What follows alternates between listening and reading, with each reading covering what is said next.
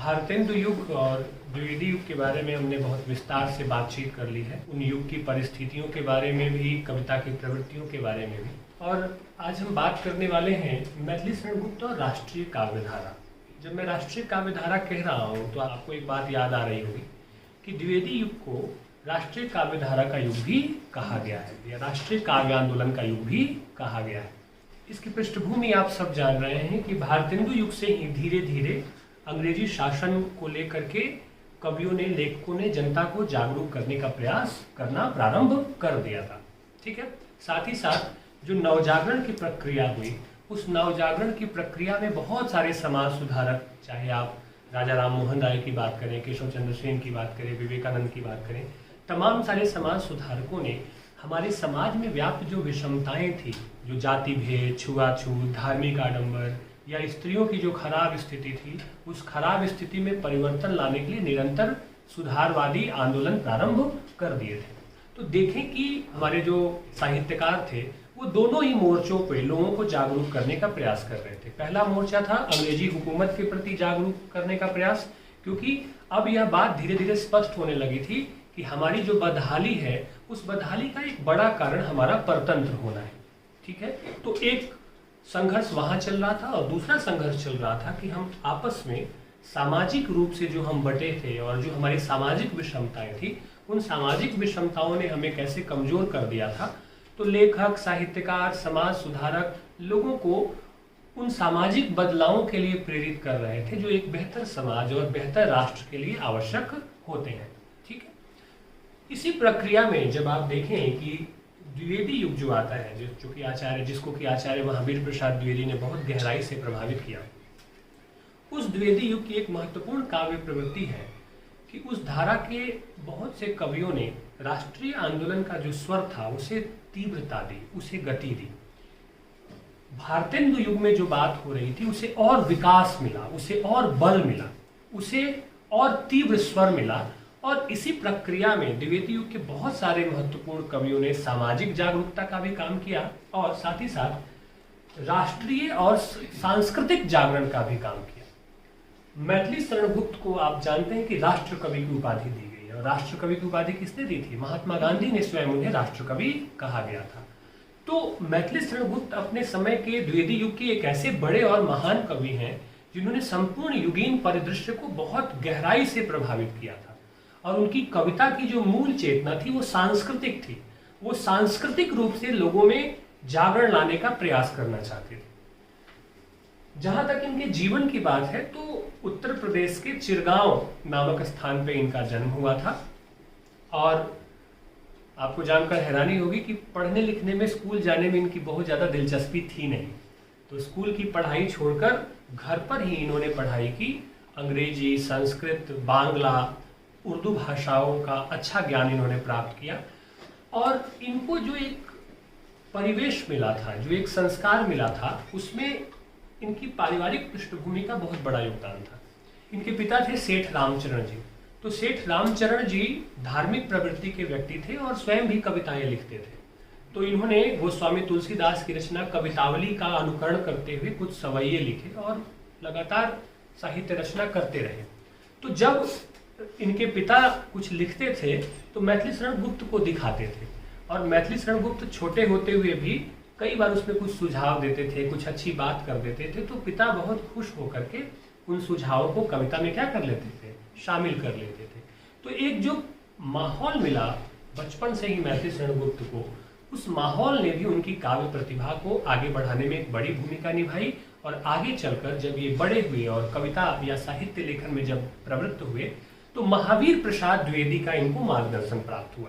आप सब जानते हैं कि द्विवेदी युग में महावीर प्रसाद द्विवेदी की एक बड़ी भूमिका थी, जो अपने समय के साहित्यकारों को क्या करते थे? सरस्वती पत्रिका में प्रकाशित करते थे उनकी रचनाओं को। और खड़ी बोली हिंदी में गद्य और पद्य लिखने के लिए उनको क्या करते थे? प्रोत्साहित करते थे। तो जब साहित्य लेखन की दिशा में मैथिली शरणगुप्त आगे प्रवृत्त हुए तो उनको आचार्य महावीर प्रसाद द्विवेदी का साथ मिला, मार्गदर्शन मिला। और उनके मार्गदर्शन में उन्होंने एक विपुल साहित्य रचा, ढेर सारी कविताएं लिखी, नाटक भी कुछ लिखे और जन जागरण का, व्यापक जन जागरण का काम उन्होंने किया। अब सवाल उठता है कि राष्ट्रीय काव्यधारा को कैसे आगे लेकर के जाते हैं मैथिली शरण गुप्त, या उन्हें राष्ट्र कवि क्यों कहा गया। देखिए, वैसे तो गुप्त जी की पहली जो कविता थी उस कविता का नाम था हेमंत। हेमंत शीर्षक से उनकी पहली कविता प्रकाशित हुई थी और वह कविता प्रकाशित हुई थी 1905 में। और उनका पहला काव्य संग्रह जो आया वह आया 1909 में, उसका नाम था रंग में भंग। लेकिन गुप्त जी को जो ख्याति मिली, जो प्रसिद्धि मिली, वह प्रसिद्धि मिली उनकी महत्वपूर्ण रचना भारत भारती से, जिसका प्रकाशन हुआ 1912 में। भारत भारती के प्रकाशन के साथ ही गुप्त जी की कविताओं ने समाज को, पाठकों को और उस समय की परिस्थितियों को एक नई चेतना दी, सोचने का एक नया विषय दिया, एक नई प्रस्तावना प्रस्तुत की लोगों के सामने। आप सब जानते हैं कि नवजागरण की प्रतिक्रिया स्वरूप हमारे भीतर एक नई चेतना आई थी, सामाजिक सुधारों के बरक्स लोगों में जागरूकता का भाव आया था और हम ये समझने लगे थे कि अंग्रेजी शिक्षा बहुत अच्छी है। लेकिन गुप्त जी की कविताओं ने और इस द्विवेदी मंडल के अन्य सारे कवि जो राष्ट्रीय काव्यधारा का स्वर लेकर कविताएं लिख रहे थे, उन्होंने जनता के सामने एक बहुत अच्छी बात प्रस्तुत की जो कि वास्तविकता थी, और वह यह थी कि उन्होंने यह बताने का प्रयास किया कि ठीक है, अंग्रेजी सत्ता के आने से, अंग्रेजी शासन के आने से हमारे भीतर आधुनिक सोच आई है, लेकिन जिस न्याय की बात, जिस समानता की बात, जिन मूल्यों की बात अंग्रेजी शिक्षा में हो रही है, वो मूल्य पहले से ही भारतीय संस्कृति में विद्यमान है। हमने उन पे ध्यान नहीं दिया या हमने अपने सांस्कृतिक मूल्यों को नजरअंदाज कर दिया, यह हमारा दोष है। लेकिन ऐसा नहीं है कि अंग्रेजी शिक्षा में ही सब कुछ है। यह प्रस्तावित किया कि भारतीय शिक्षा पद्धति जो है, भारतीय दर्शन जो है, भारतीय संस्कृति जो है, उस भारतीय संस्कृति में, भारतीय जीवन दर्शन में पहले से ही मानवता के गहरे सूत्र विद्यमान है। अब इससे बड़ी बात, इससे समानता और महान मानवता की बात क्या हो सकती है जब भारतीय संस्कृति यह प्रस्तावित करती है कि संपूर्ण विश्व ही अपना परिवार है। हम वसुधैव कुटुंबकम की परंपरा से आते हैं जो पूरे विश्व को एक परिवार मानता है। जाहिर सी बात है, जब पूरे विश्व को हम परिवार मानते हैं तो असमानता जैसी चीजें क्या हो जाती हैं, स्वयमेव समाप्त हो जाती हैं। मैथिली शरण गुप्त और इस दौर के कवियों ने लोगों के बीच सांस्कृतिक पुनर्जागरण का एक गहरा प्रयास किया और एक भाव जगाया, जैसे कि सोए हुए लोगों को, किसी सोए हुए व्यक्ति को जगाया जाता है, वह जगाया। और भारत भारती जैसी अपनी महत्वपूर्ण कविता में उद्घोष करते हुए, एक तरह से चीखते हुए, पुकारते हुए, लोगों को संबोधित करते हुए कहा, हम कौन थे, क्या हो गए हैं और क्या होंगे अभी, आओ विचारे आज मिलकर ये समस्याएं सभी। मैथिली शरण गुप्त की महत्वपूर्ण पंक्ति है। व्यक्ति जब अपने वर्तमान से निराश होता है तो वह अपने अतीत की तरफ जाता है। अपने अतीत के जो सुनहरे पल हैं, जो गरिमा है, जो स्वर्णिम स्मृति है, उसको वह याद करता है। क्यों? क्योंकि वह वहां से क्या कर सके, ऊर्जा ले सके, शक्ति ले सके और वर्तमान की स्थिति को संभालने के लिए या बेहतर करने के लिए वह काम कर सके। मैथिली शरण गुप्त ने अपनी रचना भारत भारती में इसी विषय की प्रस्तावना की कि सोए हुए भारत के लोगों के भीतर एक सांस्कृतिक पुनर्जागरण का भाव प्रस्तावित किया। उन्हें बताया कि भारत की जो गरिमा है, भारत की जो संस्कृति है, वो अत्यंत महान है, अत्यंत महिमामयी है और हमें वापिस उसकी तरफ लौटना है। जो काम आप देखें कि वेदों की ओर लौटो, आचार्य दयानंद सरस्वती कर रहे थे, स्वामी दयानंद सरस्वती कर रहे थे। नवजागरण की प्रक्रिया के फलस्वरूप वह भी कह रहे थे कि भाई हमें अपनी परंपराओं की तरफ क्या करना चाहिए, लौटना चाहिए। उस बात को और मुखरित स्वर में मैथिली शरण गुप्त कह रहे हैं और लगातार अपने अतीत का गुणगान करके हमारे जो ऐतिहासिक महापुरुष हैं, जो हमारे पौराणिक धार्मिक जो महापुरुष हैं, उनका वर्णन करके, उनका जिक्र करके और लोगों का सोया हुआ जो आत्मविश्वास था, जो भाव था, उसे जगाने का प्रयास किया। क्योंकि कवि ने समाज की उस नब्ज को पहचाना, समाज की उस धड़कन को पहचाना, जहां वह यह समझ रहे थे कि अगर लोग सोए रह जाएंगे, इनके भीतर अगर आत्मविश्वास का भाव नहीं आएगा तो अंग्रेजी सत्ता को यहां से खदेड़ पाना संभव नहीं है। और जाहिर सी बात है, अंग्रेजी हुकूमत को यहां से समाप्त करने के लिए एक व्यापक संघर्ष की जरूरत थी, व्यापक जन जागरण की जरूरत थी। तो उस जन जागरण का सूत्र जो लेकर के आए मैथिली शरण गुप्त, वह सूत्र था अपनी संस्कृति की ओर लौटो, अपनी परंपराओं की तरफ लौटो।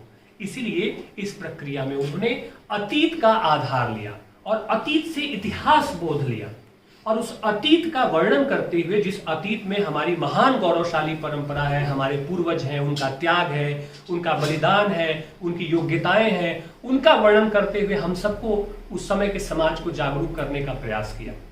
भारत भारती कविता में मैथिली शरण गुप्त लिखते हैं कि यह पुण्य भूमि प्रसिद्ध है, इसके निवासी आर्य हैं, विद्या कला कौशल्य सबके जो प्रथम आचार्य हैं, संतान उनकी आज यद्यपि हम अधोगति में पड़े, अधोगति मतलब नीचे चले गए हैं, पर चिन्ह उनकी उच्चता के आज भी कुछ हैं खड़े।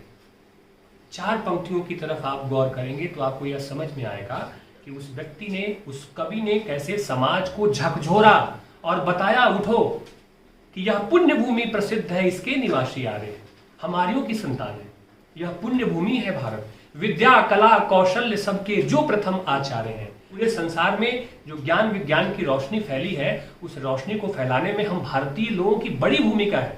विद्या कला कौशल्य सबके जो प्रथम आचार्य हैं, ये बात कब कर रहे हैं? अतीत की बात है इन 2 पंक्तियों में, और तुरंत वर्तमान की तरफ लौटे हैं और कहते हैं संतान उनकी आज यद्यपि हम अधोगति में पड़े, कि हम उन पूर्वजों की संतान निश्चित ही आज हम एक खराब स्थिति में है, जो स्थिति शोभनीय नहीं है, लेकिन पर चिन्ह उनकी उच्चता की आज भी कुछ है खड़े। लेकिन हमारे पूर्वजों की जो निशानी है, उनके जो मूल्य हैं, उनके जो कारनामे हैं, उन्होंने जिस पूरी दुनिया को जो दिया है, उन चिन्हों को हम याद करके फिर से हम उठकर खड़े हो सकते हैं और कह सकते हैं कि हम उन पूर्वजों की संतानें हैं, जिन पूर्वजों ने, जिन महर्षियों ने, जिन ऋषियों ने, जिन महान लोगों ने भारत ही नहीं अपितु संपूर्ण दुनिया को एक नई दिशा देने का प्रयास किया है।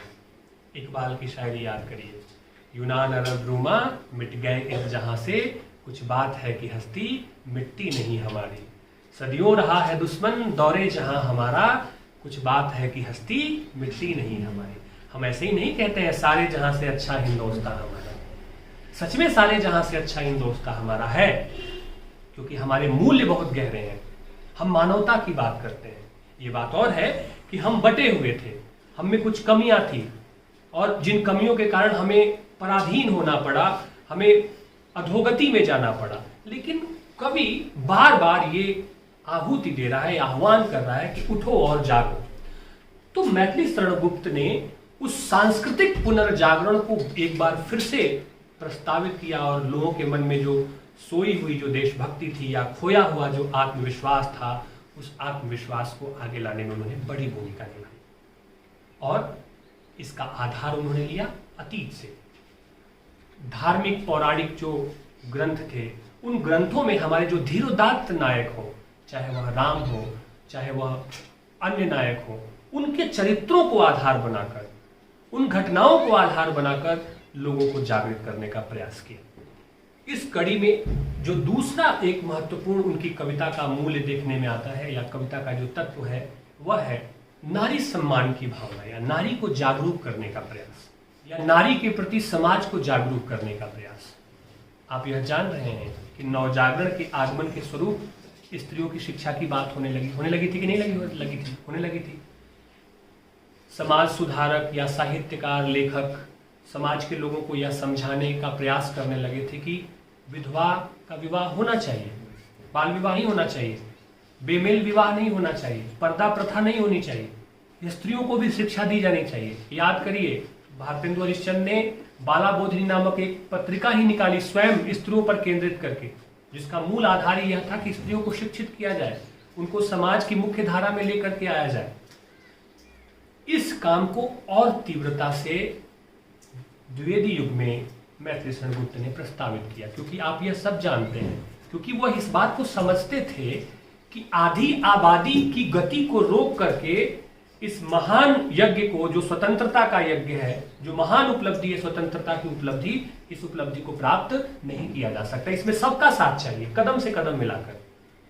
वह इस बात को जानते थे, इसलिए उन्होंने स्त्रियों की शिक्षा को लेकर के, स्त्रियों की शक्ति को लेकर के और स्त्रियों की दुर्दशा को लेकर के लिखा। वो एक तरफ यह भी लिखते हैं कि अबला जीवन हाय तुम्हारी यही कहानी, आंचल में है दूध और आंखों में पानी। कि भारतीय समाज जो एक स्त्री को कैसे अबला समझता है और बस एक वस्तु की तरह इस्तेमाल करता है, उसका भी वर्णन किया और यह भी बताया कि कितनी शक्ति होती है उस भारतीय नारी की, उसकी ताकत क्या है जो समाज को संचालित करती है, जिसके बगैर समाज संचालित ही नहीं हो सकता है। और एक और महत्वपूर्ण घटना हो रही थी द्विवेदी युग में, जब आप देखें कि कविता और गद्य लिखा जा रहा था। इन दिनों रविन्द्रनाथ टैगोर, नाम सुना होगा आपने, पहले भारतीय थे जिन्हें साहित्य का नोबेल पुरस्कार मिला था ना। तो बांग्ला में उन्होंने एक लेख लिखा, काव्येर उपेक्षिता, जिसमें उन्होंने बताया कि कितनी महिला पात्र हैं जो उपेक्षित है, जिन पे बहुत ज्यादा लिखा नहीं गया है। उसे पढ़ा था मैथिली शरण गुप्त ने, और उसके कुछ ही समय बाद महावीर प्रसाद द्विवेदी ने एक लेख लिखा, उर्मिला विषयक उदासीनता। उर्मिला कौन थी? लक्ष्मण की पत्नी थी, ठीक है। जब भी रामायण की बात होती है तो राम के शौर्य की बात होती है, सीता के त्याग की बात होती है, भरत की बात होती है, लक्ष्मण की बात होती है, उर्मिला की बात कम होती है। द्विवेदी ने एक लेख लिखा, उर्मिला विषयक उदासीनता। एक पत्नी जिसका पति 14 वर्षों तक उससे दूर रहता है। सीता तो बहुत समय तक साथ रही ना वनवास के दिनों में राम के साथ, लेकिन उर्मिला तो दूर ही रही लक्ष्मण से। तो ऐसे नारी पात्र हमारे पुराणों में या हमारे साहित्य में, ऐसे नारी पात्र जिनका योगदान बहुत महान था, लेकिन उस पर बातचीत बहुत कम हुई थी, उसको लेकर के लेख लिखे गए। और मैथिली शरण गुप्त ने उस भाव को पकड़ा, और उस भाव को पकड़कर मैथिली शरण गुप्त ने ऐसे पात्रों को आधार बनाकर रचनाएं की जिन पे ध्यान कम गया था या जिस पे कम लिखा गया था। और उर्मिला को केंद्र में रखकर उन्होंने साकेत की रचना की, और एक बहुत महत्वपूर्ण रचना है उनकी साकेत, जिसमें उन्होंने यह बताया है कि कैसे लक्ष्मण को त्याग के लिए प्रेरित किया उर्मिला ने, और उर्मिला की प्रेरणा के बगैर यह काम आसान नहीं था।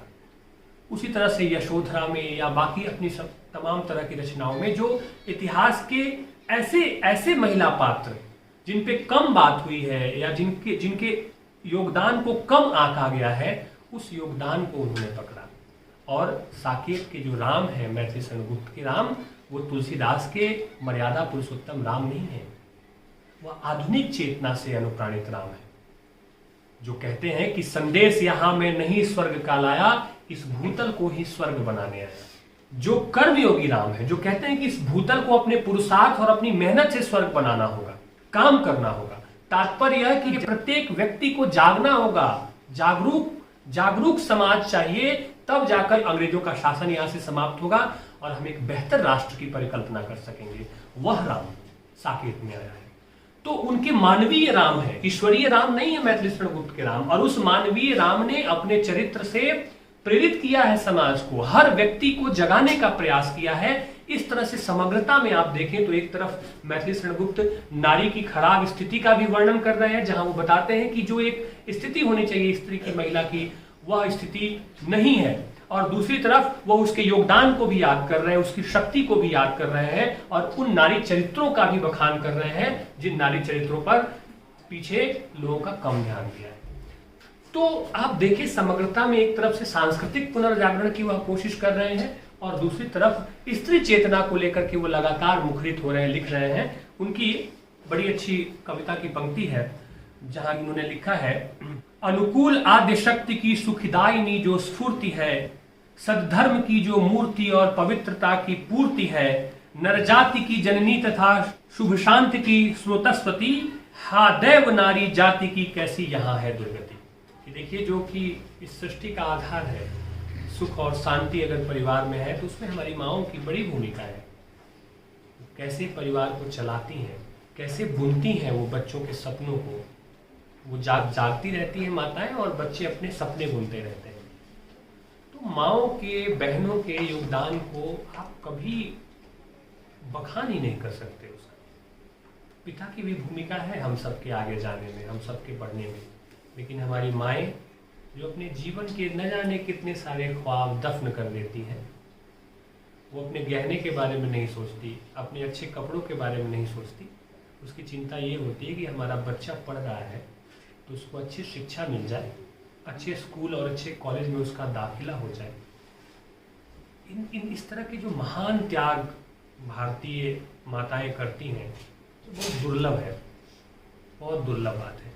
तो उस त्याग को, उस पवित्रता को, उस शक्ति को लाने का प्रयास मैथिली शरण गुप्त ने अपनी रचनाओं में किया।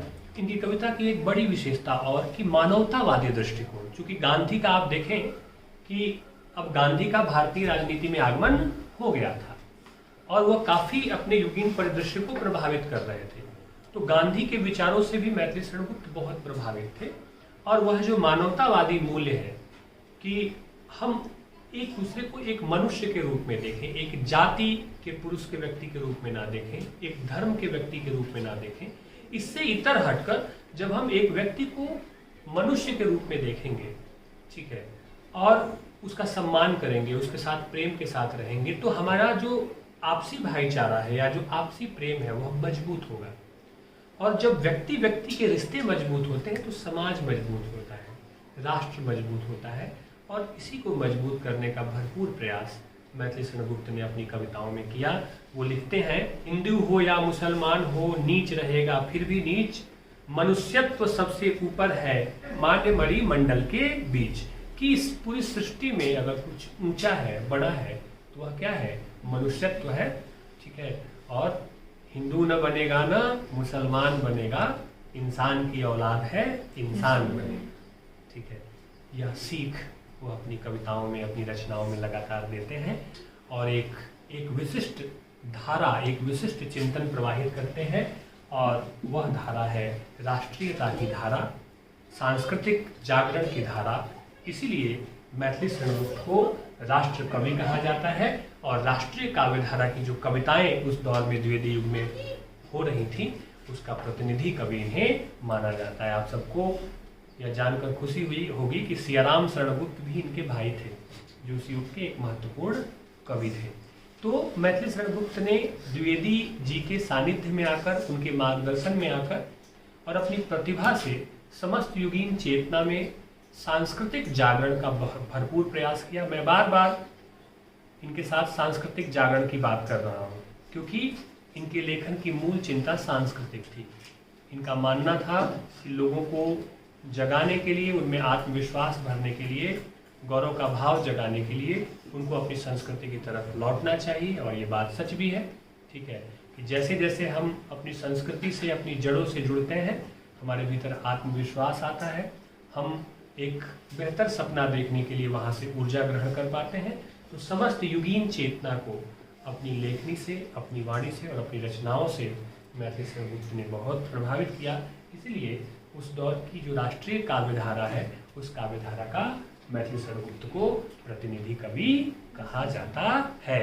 और महात्मा गांधी ने बड़े सम्मान के साथ इन्हें राष्ट्र कवि की उपाधि भी दी थी। देश कवि क्यों नहीं कहा, राष्ट्र कवि क्यों कहा? देश और राष्ट्र में अंतर है, कभी गौर से देखिएगा। देश क्या है? एक पॉलिटिकल कॉन्सेप्ट है। राष्ट्र क्या है? एक कल्चरल कॉन्सेप्ट है।